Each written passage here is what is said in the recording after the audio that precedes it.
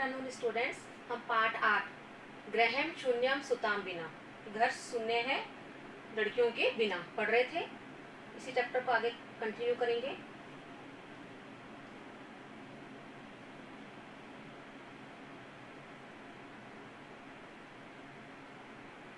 यहाँ से पढ़ लेना बेटा। Yes ma'am. शालिनी बोली, तर्रे कुक्षिल पुत्री अस्ति चैत हंतव्या। तो कोख में पुत्री है, चैत हंतव्या, तो उसे मार देना चाहिए। क्या बोली? अगर आप इसके माला की कोख में पुत्री है तो क्या उसे मार देना चाहिए? तीव्र स्वरेण, फिर जोर से बोली वो, हत्याया पापम कर्तुम प्रवर्तो अस्तित्वम, कि तुम हत्या का पाप करने जा रहे हो। तुम क्या करने जा रहे हो? हत्या करने जा रहे हो।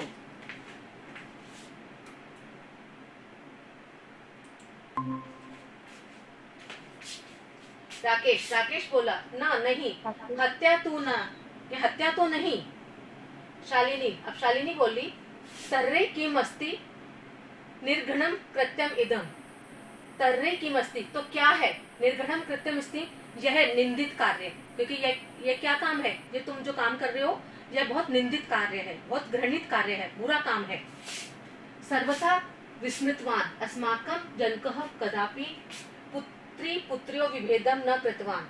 सर्वथा विस्मृतवान, क्या तुम भूल गए हो? अस्माकं जनकः है, हमारे पिता, कदापि कभी भी, पुत्री पुत्र्यो विभेदम न कृतवान, उन्होंने पुत्री और पुत्र के बीच में भेद नहीं किया है। कह रहे कि तुम भूल गए कि हमारे पिताजी ने भी कभी बेटी में और बेटे में कोई भी भेद नहीं किया है, कभी भी उनको अलग नहीं समझा है कि पुत्र को ज्यादा प्यार किया और पुत्री को प्यार नहीं किया है। सह सर्वदेवै मनुस्मृते पंक्तिम इमाम उद्धरति स्म। कह रहे सर्वदेवै, वह हमेशा मनुस्मृति, जो मनुस्मृति में जो पंक्तियां लिखी हुई हैं, इमाम उसे उद्धरति स्म, उसे दोहराते रहते थे। जो मनुस्मृति में जो पंक्तियां लिखी हुई थी उसे दोहराते थे। क्या पंक्ति थी उसमें? आत्मा वे जायते पुत्र है पुत्रेण दुहिता समा।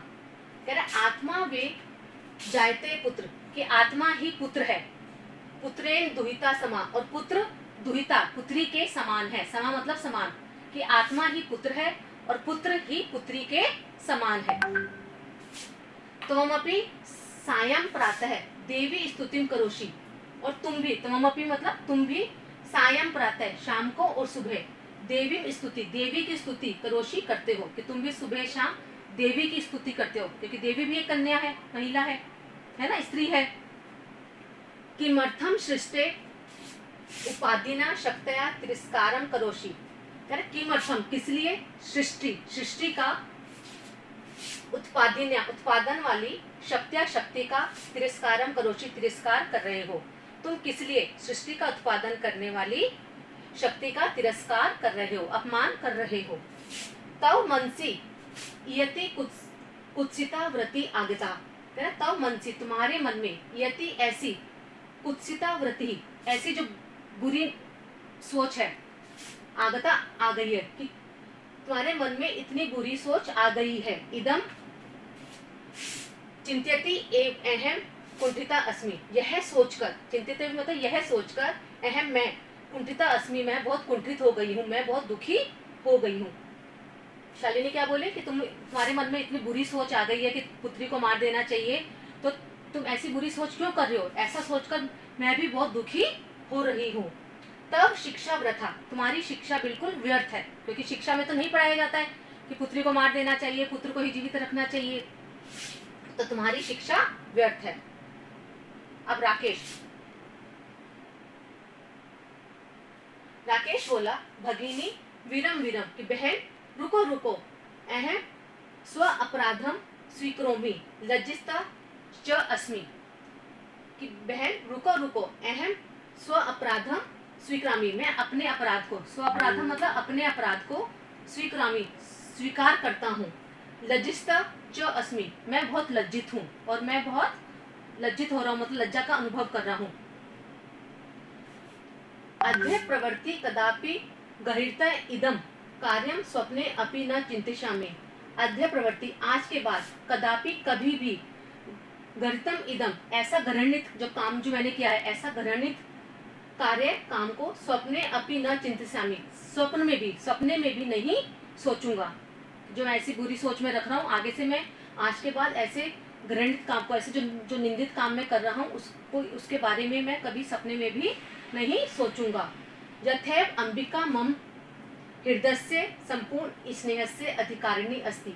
यथैव जैसे अंबिका, जो अंबिका मेरी बेटी है, अंबिका मम मेरी हृदयस्य संपूर्ण स्नेहस्य अधिकारिणी अस्ति, मेरे संपूर्ण स्नेह की अधिकारी है।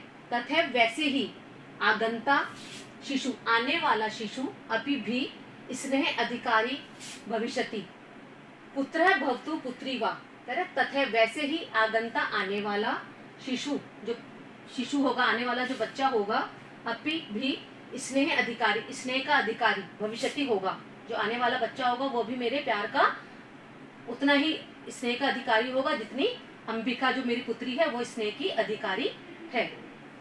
पुत्र भवतु पुत्री वा, चाहे वह पुत्र हो चाहे वह पुत्री हो। अहम स्वगरितः चिंतन प्रति पश्चाताप मग्न अस्मि, मैं अपनी इस घृणित सोच के लिए, निंदित सोच के लिए पश्चाताप मग्न हूँ। मतलब मुझे पश्चाताप का अनुभव हो रहा है, पश्चाताप मैं कर रहा हूँ। अहम कथम विस्मृतवान, मैं कैसे भूल गया था। बेटा ये श्लोक है, आपने कहीं जगह पढ़ा होगा। यत्र नारसिंतु पूज्यन्ते रमन्ते तत्र देवता, यत्रेता न पूज्यन्ते सर्वा तत्र वफला गिरिया। यत्र नार्यस्तु पूज्यन्ते, जहाँ पे नार्यस्तु मतलब नारियों की, पूजन्ते पूजा होती है, रमन्ते तत्र देवता, तत्र मतलब वहाँ पे देवता, रमन्ते निवास करते हैं। जहाँ पर हमेशा जहाँ नारियों की पूजा होती है वहीं देवताओं का निवास होता है। यत्रेता ना पूजन्ते, जहाँ पर उनकी पूजा नहीं होती है, किसकी? स्त्रियों की, नारियों की, जहाँ पर नारियों की पूजा नहीं होती है। सर्वा तत्र अफला क्रिया, वहाँ पर उनकी जो सारी क्रियाएं हैं, जो सारे कार्य हैं, असफल हो जाते हैं। अर्थात हमें हमेशा नारियों की पूजा करनी चाहिए, नारियों का आदर करना चाहिए। जहाँ अगर हम नारियों का आदर करेंगे तो भगवान भी हमसे खुश रहेंगे, ठीक है।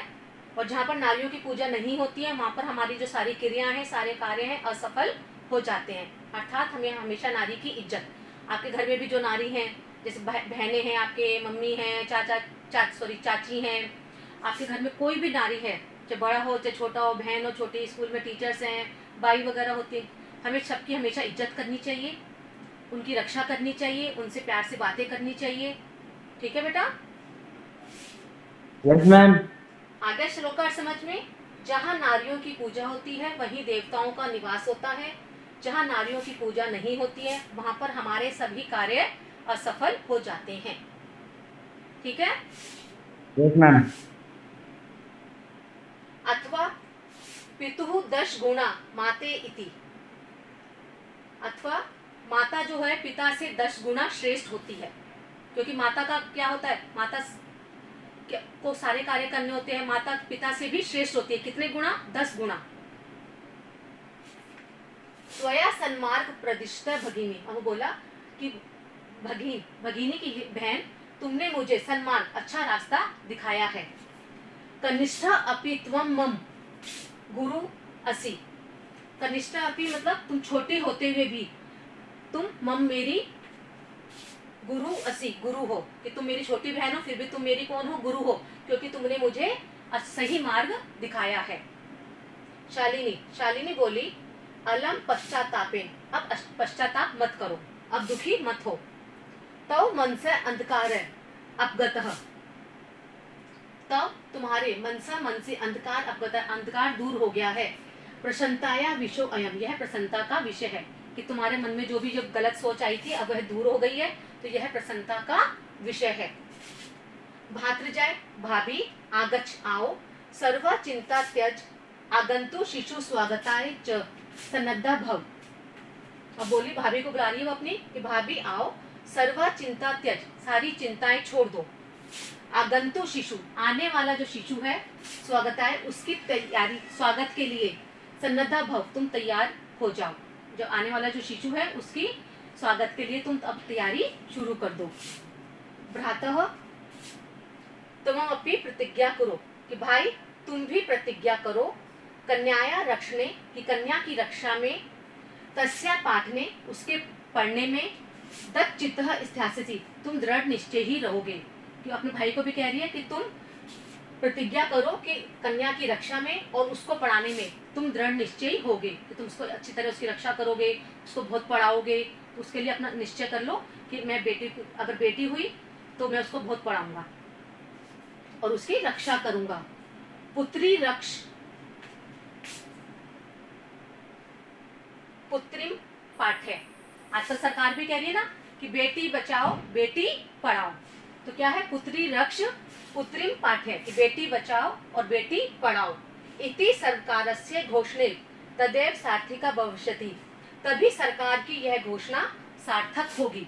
सरकार क्या कहती है? आजकल आपने पढ़ा है ना सब जगह, कई जगह बैनर भी लगे हुए हैं, जगह जगह लिखा हुआ है बेटी बचाओ बेटी पढ़ाओ। जो बेटी होती है हमें उसको पढ़ाना चाहिए। और आजकल बेटियां देखो कहाँ कहाँ तक पहुंच गई हैं। लड़कियां हैं जो आजकल लड़कों से आगे पहुंच गई हैं। एरोप्लेन भी चला रही है, सेना में भी जा रही है, अंतरिक्ष पर भी पहुंच गई है, खेलों में देखो सबसे आगे है ना? Yes ma'am. तो तभी सरकार की घोषणा सार्थक होगी। यदा वयम सर्वे मिलित्वा चिंतनम इदम यथा रूपम करिष्यामहे। जब हम सब मिलकर इस चिंता के विषय पर यथा रूप से कार्य करेंगे। अब देखो ये श्लोक है, इसका अर्थ क्या है? या गार्गी शुद्ध चिंतने नृप नये पंचालिका विक्रमे, लक्ष्मी शत्रु विविधारणे, गगनम विज्ञान आंगणे कल्पना, इंद्रो उद्योग पथे च खेल जगति ख्याति अभितः साइना, सेयम स्त्री सकलासु दिक्षु सबला सर्वे सद उत्साहिताम। या गार्गी शुद्ध चिंतने। जो गार्गी है किसमें? शुद्ध चिंतने। शुद्ध चिंतने मतलब वेद के चिंतन में। वेद के चिंतन में किसका नाम है? गार्गी का। तो गार्गी वेद चिंतन में, नृपनय पांचालिका विक्रमे। पांचालिका है द्रौपदी। नृपनय मतलब राजनीति में और विक्रमे पराक्रम में किसका नाम आता है? किसका नाम आता है? द्रौपदी। पांचालिका किसको बोलते हैं? द्रौपदी को। तो कह रहे हैं राजनीति में और पराक्रम में द्रौपदी। लक्ष्मी शत्रु विदारणे, शत्रुओं का नाश करने में कौन है? लक्ष्मीबाई। तो लक्ष्मीबाई किसमें थी? शत्रुओं का नाश करने में। गगन विज्ञान आंगणे। गगन मतलब आकाश के, विज्ञान आंगणे विज्ञान के आंगन में, मतलब अंतरिक्ष विज्ञान के आंगन में। गगन क्या हो गया? आकाश। आकाश किसका हो गया? अंतरिक्ष। तो अंतरिक्ष विज्ञान में किसका नाम है? कल्पना। कल्पना का नाम है? तो कल्पना चावला का नाम है। तो कल्पना अंतरिक्ष विज्ञान के आंगन में। इंदिरा उद्योग पथे। जो इंदिरा नाम है किसके? उद्योग के पथ पे। उद्योग के रास्ते में किसका नाम आता है? इंदिरा। तो इंदिरा उद्योग के पथ पे। खेल जगती ख्यातम अभितय। खेल जगत में किसकी प्रसिद्धि है? किसको ख्याति मिली हुई है? साइना। साइना। तो साइना खेल जगत में प्रसिद्ध है। ठीक है। सेयम स्त्री, ये सभी स्त्री, सकलासु दिक्षु, सभी दिशाओं में, सबला सबल हैं, मतलब बलवान है। ये सभी स्त्रियां सभी दिशाओं में सबल हैं। सर्वे सद उत्साहिता, हम सभी को इनको उत्साहित करना चाहिए, आगे प्रोत्साहित करना चाहिए। आया समझ में? दोबारा समझा रही हूँ इसका अर्थ। गार्गी वेद के चिंतन में, राजनीति और पराक्रम में द्रौपदी, लक्ष्मीबाई शत्रुओं का नाश करने में, अंतरिक्ष विज्ञान में कल्पना, उद्योग के पथ पर इंदिरा, खेल जगत में प्रसिद्धि प्राप्त करने वाली साइना। ये सभी स्त्रियां सभी दिशाओं में सबल हैं, हमें इनको और आगे प्रोत्साहित करना चाहिए। आगे बेटा चैप्टर समझ में? Yes ma'am. ये आपका चैप्टर कंप्लीट हो गया है। कल हम इसके क्वेश्चन आंसर करेंगे। ठीक है? Okay ma'am.